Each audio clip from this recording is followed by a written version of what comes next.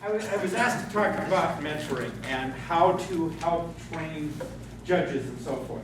So, and hopefully Jason won't fall asleep. Jason, next slide, please. Kind of I wrote this one up so I remember what to talk about.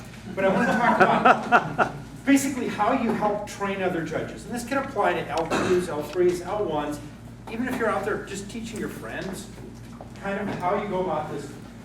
How you want to find out if the person really is possibly a candidate for L1, how you want to see how to teach that person. Those two things are a little different. I'll go over what you need to teach briefly because there's a whole lot of it. I'll also talk about problems and how to get candidates, find people who might be, especially if you're one of those L2s looking to punch your L3 checklist and sign up enough judges. Tell you how to get some candidates, problems, and then what to do after you've certified your L1. Next slide, please. So basically, everybody knows how to train judge candidate. Oh, by the way, Judge Ling's, I apologize if anybody's offended. I've been using that for 10 years. So and you know how to train your candidates. You need to ask them questions. So, Charles, when you're teaching an L2 about lapsing triggers, what are the 3 most important things to do? Okay, wait. First of all, would you say this is in your top 5 exciting things of this weekend, or fun things? Yeah. Oh, I'm sorry. I got the wrong person. That helps. But when you do, everybody sees judge training like this. And personally, I'm not a big fan of going up and hitting somebody and giving them a tough question right in front. First of all, I'm putting people on the spot, in front of their peers and everything else. And generally that's very stressful. It's not a whole lot of fun. So next slide, please. Basically, if you do that to people, a lot of people aren't going to continue. Now, teaching a judge means you're putting them through a lot of work. And you're hopefully going to get them to do a lot of work.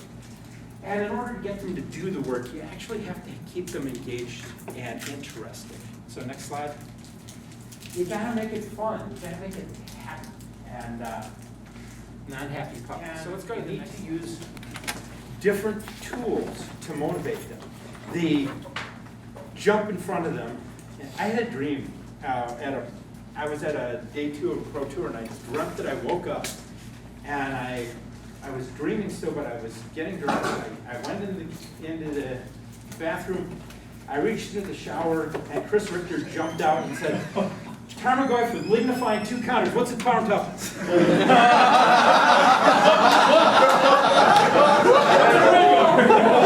I realized that, again, some people thrive on that. Some people don't. At that particular pro tour, they had L4s as team leads, and the L4s kept throwing stuff at us like that. And I realized that my fellow members of the team dreaded the team meetings. And so for some people, it works to thrive. For some people, it doesn't. So you need to choose and look at your candidate and think about what motivates them. So, and then kind of adapt your training. Okay, some tools for how you can use this. Asking questions is one of the biggest tools. You want to ask them about things. You want to provoke a discussion. In some cases, you're challenging them. You're actually grilling them. Again, some judges thrive on that. Others, you need to kind of lead them in. So these are questions that I like to go through. And the reason I call it a stress reducer, if I'm going to pin somebody with a question and stand there and look at them, that makes some people really nervous. And they have trouble answering. Now, some people, no problem. Some people, more of a problem. So if I give them cards and lay them out on the table, first of all, we're both looking down at the table instead of me staring right at them. That reduces the stress a little bit. They can pick up the cards and move them around. They can read the cards, which gives them an excuse to think. All those things really seem to help with some people. Next slide. So we have a bunch of questions in here. They start out easy because you want to, when you're evaluating a potential candidate, you want to see where they are, and so you start with easy stuff. The point here is not to figure out, can I come up with a bunch of corner cases that are going to stump the L zeros. And that's actually not that hard to do. You want to start with the basics of magic. These people have been playing. Do they understand? What am I teaching here? Trample and false dealing. Yes. And so can they just explain, oh, well, one's going to get over, or you have to apply lethal to that? How can they answer that? That will tell you the next question. So what am I teaching here? I've got an instant, and this creature's second ability, when it becomes a target of a spell or ability, sacrifice it. Spell resolution. Right. If the target of the spell or ability is gone, when it would, the spell or ability is gone, or is countered on resolution by game rules. So again, I'm starting simple. Next one. I've got an attack with lure, the good picture, and infiltration lens. So infiltration lens is whenever it's blocked by creature draw cards. So the question is, for the player, which one of these have to block? So what am I teaching here? Actually, I got a bunch of things in here. Any one of them. Triggers, one triggers. Triggers.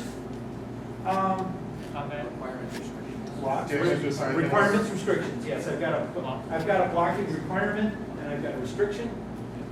Or if you want, can and can't.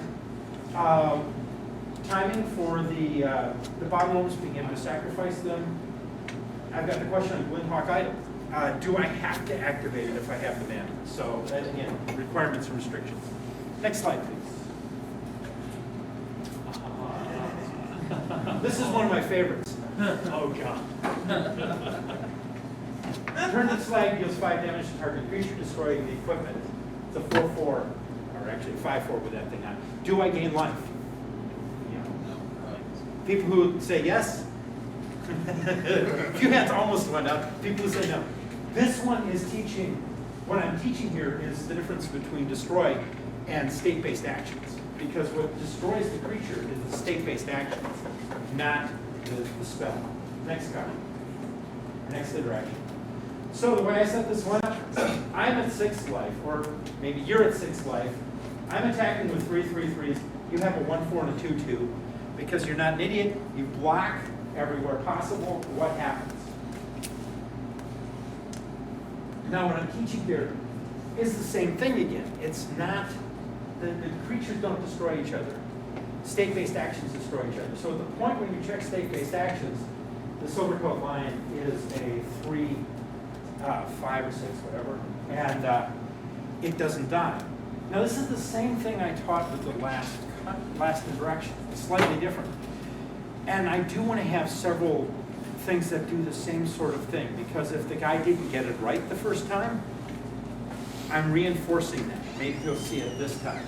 Or it's a slightly different case, and if he does get it right, great, he learned something, he got a question right.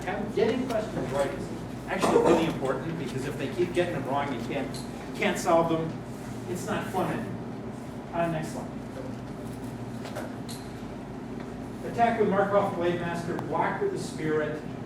After the Spirit is blocked, fling the Spirit at the Blade Master. In response to the fling, cast Wild Hunger, making this thing a 4/2 with Trample. How much damage is dealt? So you get the questions, do they understand timing? Do they understand that the Wild Hunger will, the fling will still resolve, but it's going to kill the creature? Do they realize that even though the creature is blocked, if it has Trample, you assign full damage because the creature's gone, etc. Next one.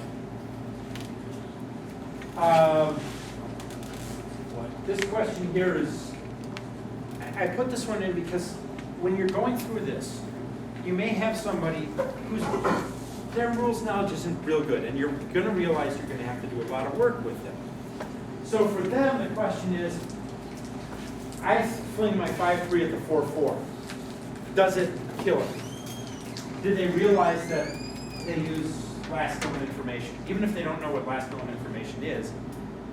But you know, if I've got somebody and I'm going through these and they're doing really well, maybe I modify the question. Maybe instead of I fling this, Okay, so what order do these things wind up in the graveyard? Walk me through the whole sequence. You know, what's it hits the graveyard first, what hits it second, and then comes out and all that stuff. Next slide. Again, the secret is to be versatile. What am I teaching here? This is a little tricky. Concentrate on this side first. This one I'm not asking a question. I want to find out if they can identify certain things.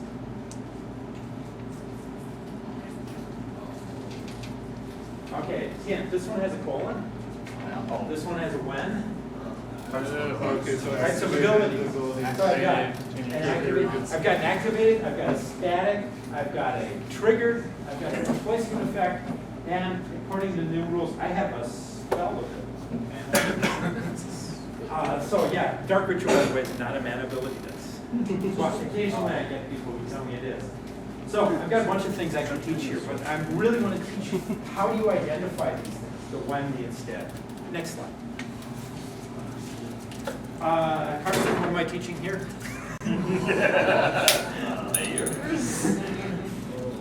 And of course, bear cub magic. Do this card is magic, so it's got to be there. Next slide, please.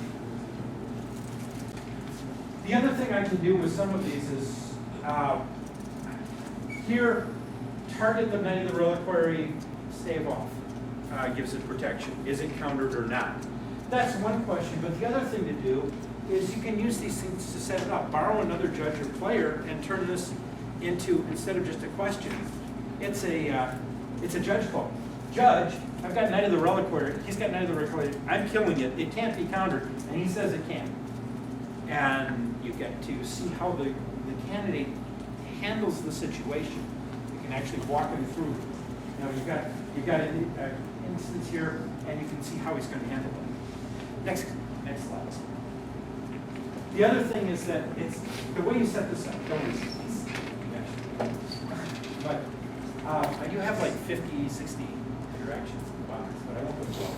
But how you set this up, you got to make it fun for the person. In this case, I say, okay, so we are in the win and in round at the Pro Tour. It's a modern Pro Tour. The people are amazed that we're playing these cards. It's now turn 5. I actually might be able to draw in, so I'm not about to offer you a concession. You have to win. You've got a clockwork drawing here with 3+1/+1 counters. You cast Pyroclast, which kills off my silver coat line, puts 2 damage on everything. I'm at 3 life. So, can you kill me? Do you see a way around this? And I'm not dumb enough not to block. So, don't answer, but does anybody see how this, who hasn't seen this question before? Whenever it attacks your box, remove a counter, it's a triggered ability. You may remove a counter to deal 1 damage to target player or creature. So, it's got 3 counters, it's got 2 damage on it. So if you remove a counter, it's dead. But then usually people will stare at this for a while, and especially if I use the right cards. And then I'll remind them of that first question I had with Soren's Thirst, targeting Skulking Knight, and ask if maybe that would provide if that might be relevant in any way. And then I'd ask them whether the triggered ability had a cost or not, and what happens to the triggered ability if the only legal target is counter, namely you don't remove the counter. You kill the Skulking Knight, you kill the Indian in the Pro Tour top 8. So next slide. Before that, I did want to talk about, I remembered when I was putting this together, I was talking about a fishing lure for the judge box. If you are looking to recruit judge candidates, here's a really effective way to do this. And I did this at GP Minneapolis. I had a judge candidate. I wasn't sure whether he was going to get it right or not. So I got from him to take the round off, sat down on the table just beyond the end of the event, and started going through these questions. And I'm laying out cards, and people are showing up, and they're looking at what's going on, and there are interesting questions, and they're standing around them. And if you sit down, and by the time I had gone through the basics with this guy, I had 9 people signed up to take the L1 test the next day. And after that round ended, I got permission for another round, and we sat there and we went through my entire box, all the questions, talked through all the rules of interactions with pretty much all of these people, some of them that day, some of them the next day. That weekend I had 10 people test for L1 at the GP. 9 of them had gone through the judge box. 9 of them passed. There is a correlation. But it is a great way. I've done this at, I had a local judge who needed to test and wanted to do some work, and I did this at a legacy event. It was a small legacy event. I had the entire field clustered around me at times, watching these interactions, because Magic players love Magic the Puzzle, and that's what you can make this. And so if you want to find more judge candidates, this is a great way to troll. Next slide. Okay. Sometimes it's just not working. You're talking to your candidate, and you're just not making any progress. So what can you do? Yeah, take a break, come back. Have a conversation about learning styles. In effect, when you're mentoring, you're basically being a teacher. So maybe just have that very direct conversation. How do you learn best? You know, sometimes I'm a teacher and I'll say to students, this isn't getting through. We have to find a way. Let's have a conversation and figure out the best route. I had a list on here. That was my kicker, the one at the end. Yes, talk to the candidate. It's like, we're having trouble here. What can we do to make this work better? Other suggestions, repetition. It may just, some people may just not pick up on it. It may take a few. Yeah. Go to something else maybe, like something they're better at even, to bring up their confidence a little more, because if they keep getting it wrong, it's not. Sure. There was a fairly long list there. You can probably find something else to jump to. Then sometimes it doesn't work. You're going to test people, and some of them are not going to pass. And that's really, that's not going to be fun for either one of you, because you're both failing at that point. What you need to do is reassure the person. They're going to be kind of crushed at that point. They're not going to be very happy. You need to realize that that's stressful, but then talk about how you're going to fix it. What can we do differently? What can we do to make sure you pass the next step? Stress the good stuff, especially when you're going over that test. I usually ask people, do you want the score, or do you want to know what you did wrong first, and so forth? And the way I'm doing that, or I lead into that, varies a lot if they didn't pass. And generally, if they didn't pass, they know it. So you may want to lead off with talking about, you had a couple areas where you're real good, but there are a couple areas that you still need to work on. That type of approach. Humor is less appropriate right after they fail the test. I had some stores in Wisconsin that were trying to get judges certified, and the problem was they were like 150 miles away. And they needed somebody to work with the judges, and these people could get down once every couple of months. So what I started doing was sending them an email, and I wrote up basically a description of how, this is that same thing. It's state-based actions that destroy creatures, not the damage directly. And so I talked about that, gave some examples, wrote up a whole bunch of these, and I've now got this list that every time the comp rules change, I have to go through and change all the numbers and everything. But it's a way to communicate with people at a distance. And even if you're mentoring them, you're not going to get together for a couple days, you're going to miss Friday Night Magic, shoot them an email about something random. Okay. And when you finally get your judge link to be an L1, you're not quite done. So there are more things. Next slide. For one thing, you want to support this person still. You want to provide some assistance for them as they move forward.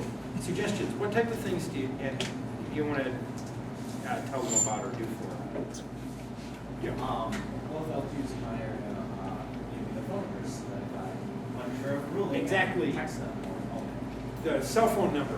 What other resources do they have out there? Can you get them? inform them about weekends like this one. Yes, weekends like this one. Do you want to give them the name of somebody wearing a blue shirt? Yeah. Yes. I was gonna say, get them on judge apps and email and things like that. Yes. Things that are hard to find. The Facebook groups, judge apps. Somebody else had their hand up? Yes. Keep them in touch with the general magic community, like the IRC, things like that. IRC was another one I was looking at. Exactly. Sure. Just keep encouraging them to stay up on the rulings, make sure they know that, now that you pass this doesn't mean the work stops. You have to, the rules constantly change, you've got to keep up on it. Yeah, so this, I like to tell them that you're out there as a judge, but you're always going to have other judges, and you're going to have resources out there. So the Facebook groups, IRC, the phone numbers, all this stuff. If you ever get stuck for a ruling, or you are running a Friday Night Magic, and suddenly we're pairing across pods,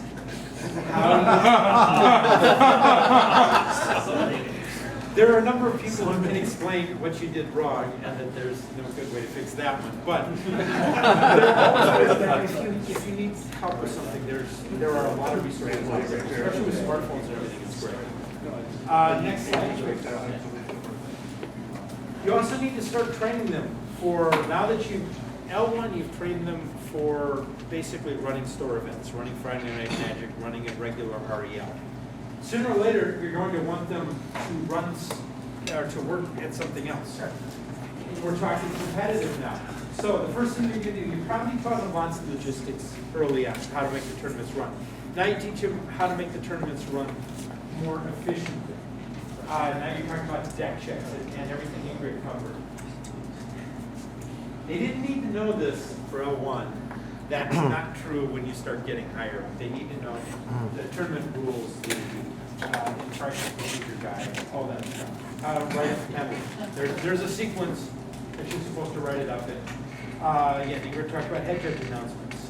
The other thing is, years ago, Jeff Morrow and I wrote a paper called What to Do and Expect at Your First Big Event, which, if they're thinking of doing a bigger event, it's not a bad idea. If you Google that, you'll get the PDF on, I think it's Judge Wiki, or you get the second one on Google is the original article over on the Wizards website. But it talks about all the things you do, and you need to teach them at a higher level event.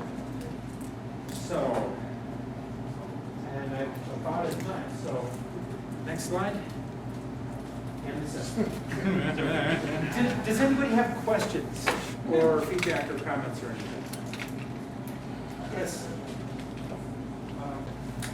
I will admit that at my first Worlds, 2004, I was the best in the room at walking really fast towards the call and getting there second every time.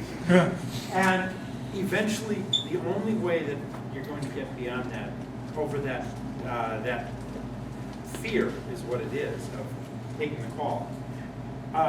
Three things helped for me. One, I just started taking the calls. Although that was after I heard a couple of L3s that I really respected talking about the times they had blown calls. And it finally occurred to me that everybody makes mistakes. You're going to make mistakes. You apologize, you fix it if you can, and then you move on and make a different mistake. And if you've made all the mistakes there are, they will print a new set so you can start over. And then the other thing with your trainees, if they're having problems with calls, role play calls, take your judge box and get somebody else that can deal well with this, that can help. I have advantage, Ingrid's always that's a dangerous card. And we play players and let the person make the calls. And by making the calls, and we talk about how they're making the calls and what they're doing and what they can do to project better. And one of the things I tell every trainee too, when you get there, the first thing you do is read the call, read the cards. It's not a basic land. Two reasons. One, a number of things in the box I have people don't read the card quite well enough. It's like there's the word target in there, did you miss that? You don't want to do that. You don't want to miss something. But the more important thing is when you pick up the card and start reading it, the players shut up and let you think. And then you can think about the rules for a second, and that really helps you. And makes it a lot easier to give a rule. One last question.